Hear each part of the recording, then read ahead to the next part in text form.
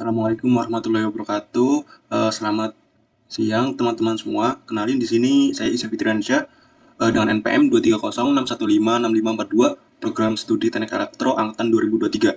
Jadi pada video kali ini saya akan mempresentasikan final project mata kuliah akhir saya yaitu Sistem MED 2 yang berjudul Smart Plant Watering System berbasis ESP32 dengan kontrol dan monitoring melalui platform Blink IoT.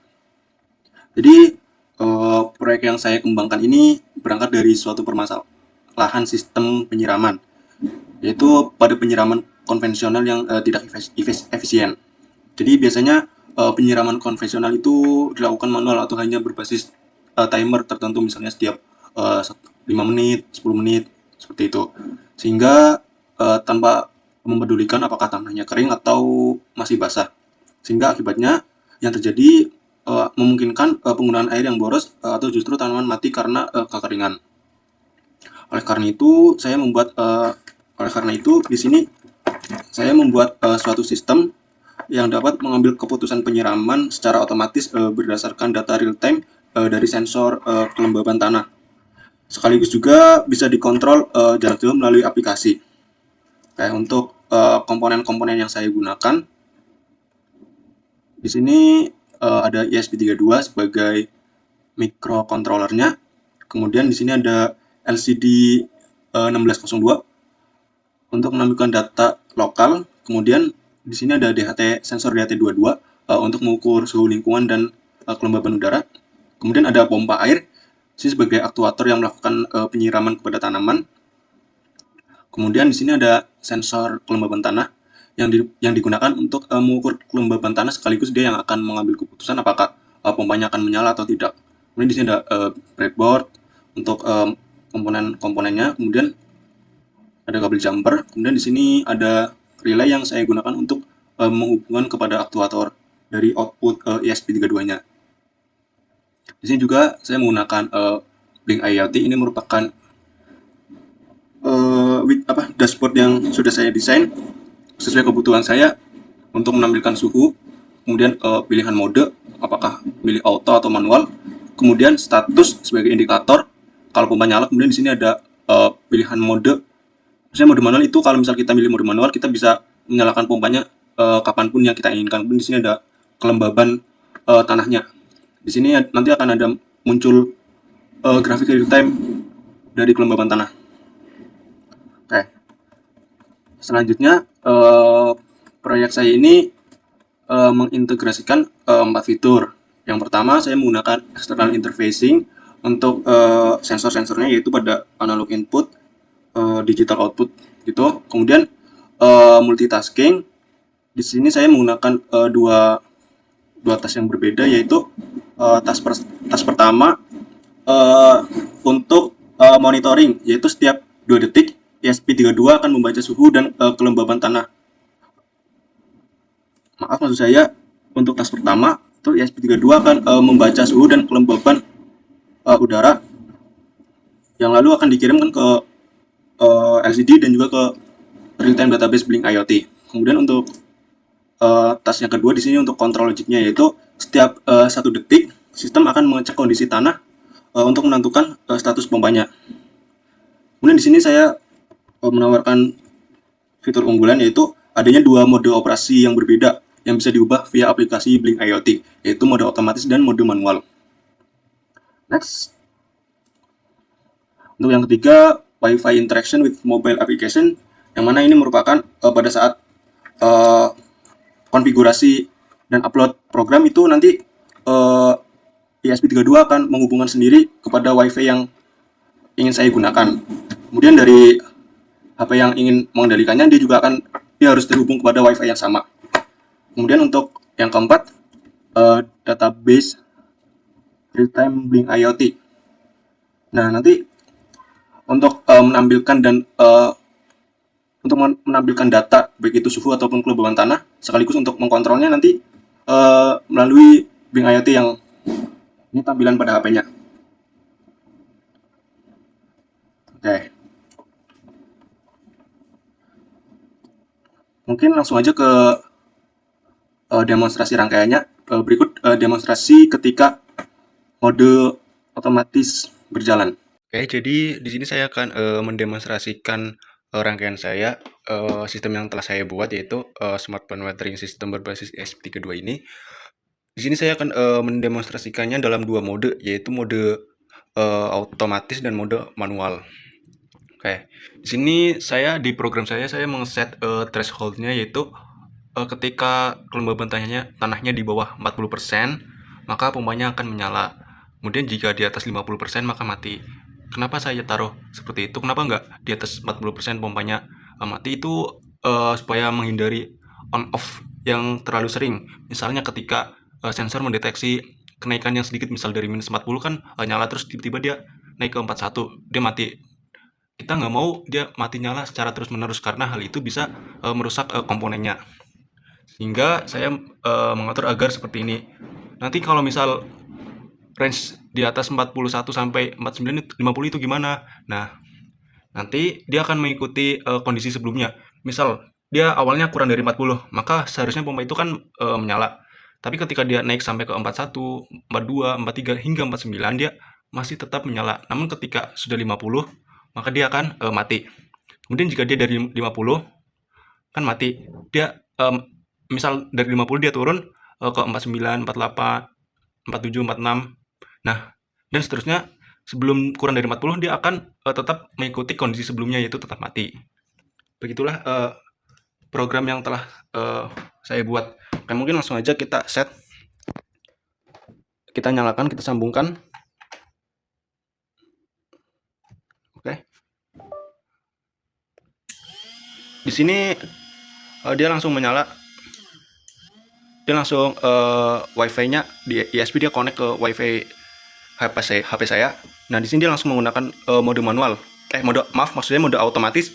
Di sini bisa dilihat kelembabannya 15%, 16%, 12, 12, 9, 9. Nah, di sini 16. Di sini kita bisa lihat dia itu sama, 15, 14, 13, 13. Nah, mungkin langsung aja kita tes. Di sini kan kelembabannya itu 16, yang mana 16 itu kurang dari di bawah threshold 40. Maka dia kalau mode otomatis pompanya akan menyala. Masih 15. Coba kalau kita misal kasih air.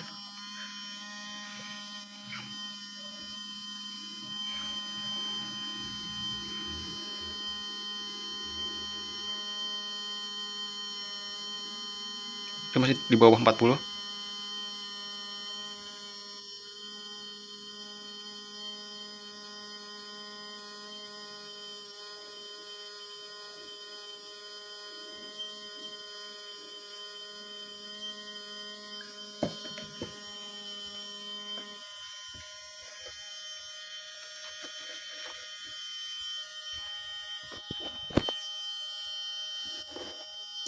Oke. Di sini pompanya mati karena dia tadi mencapai angka 50. Nah, di sini dia turun kurang dari 50, dia akan mengikuti kondisi sebelumnya, yaitu pompa mati. Ini mencegah supaya pompa tidak mati nyala secara terus-menerus. Oke. Kalau misal kita mau mengangkat sensornya, maka harusnya kelembabannya akan turun dan pompanya akan menyala.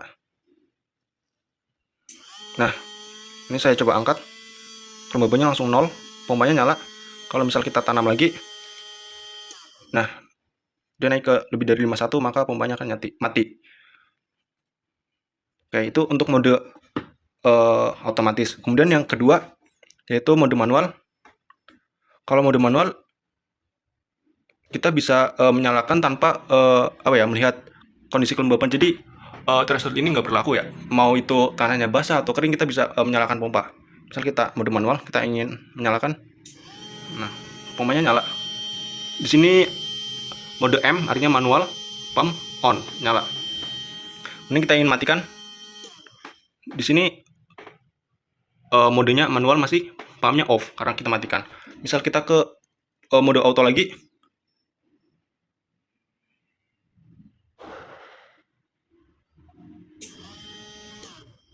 dia masih di atas 40 ya.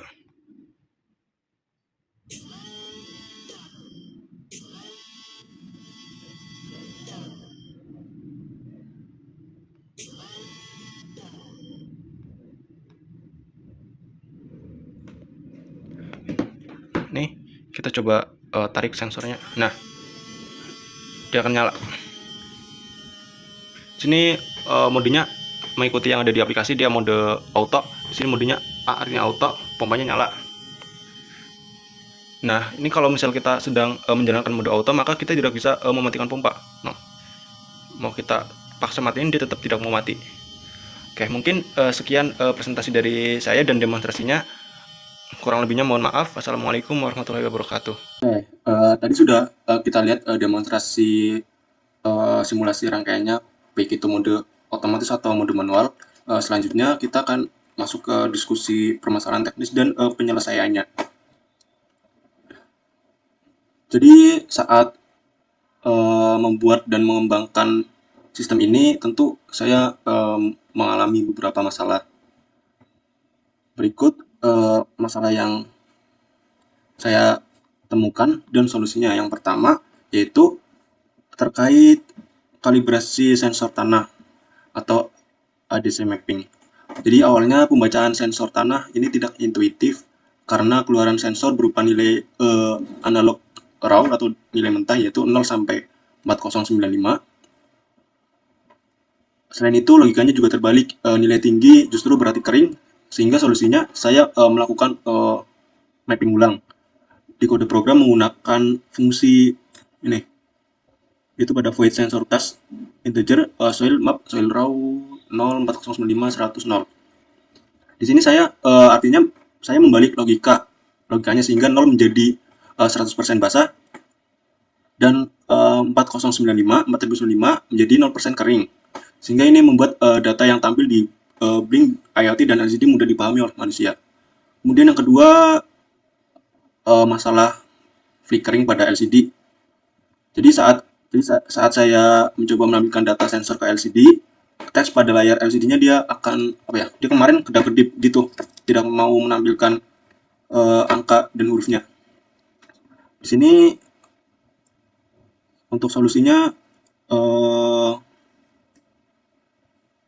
kayak di sini solusinya saya menghapus LCD.clear dan menggantinya dengan teknik overwriting full string. Jadi bisa dilihat kode fungsi sensor task. Pada sensor task, saya mencetak di sini spasi kosong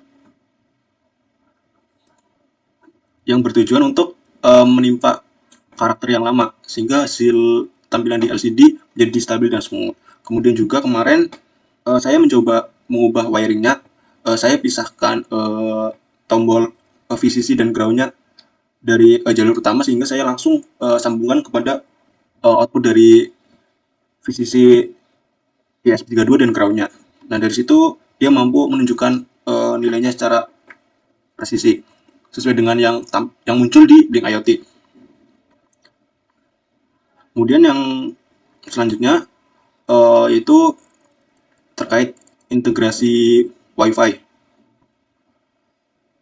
Jadi awalnya saya melakukan hardcode SSID dan password Wi-Fi di dalam program ini, sehingga ini cukup merepotkan jika saya pindah lokasi demonya. Solusinya di sini saya menggunakan library Blink Agent, sehingga dengan fitur ini saya bisa melakukan provisioning Wi-Fi langsung lewat aplikasi tanpa perlu upload ulang codingan, sehingga ini membuat lebih portable. Jadi setiap kali saya ingin mengaktifkan sistem ini, saya tidak perlu mengupload ulang kode karena sudah kesimpan di sini. Oke, kemudian yang terakhir adalah kesimpulan dari saya. Jadi berdasarkan hasil pengujian validasi ini, sistem saya ini yang berjudul Smart Plant Watering System berbasis ESP32 telah berhasil bekerja sesuai dengan spesifikasinya, yang mana sistem mampu membaca sensor secara real time, kemudian melakukan switching mode otomatis atau manual sesuai dengan keinginan usernya, dan juga sistem ini mampu menampilkan data secara real time ke Blink IoT dan juga ke LCD-nya. Kemudian sistem ini memberikan solusi nyata untuk efisiensi air dan kemudahan perawatan tanaman di era zaman digital ini. Mungkin sekian presentasi dan demonstrasi dari proyek air saya ini. Kurang lebihnya mohon maaf. Wassalamualaikum warahmatullahi wabarakatuh.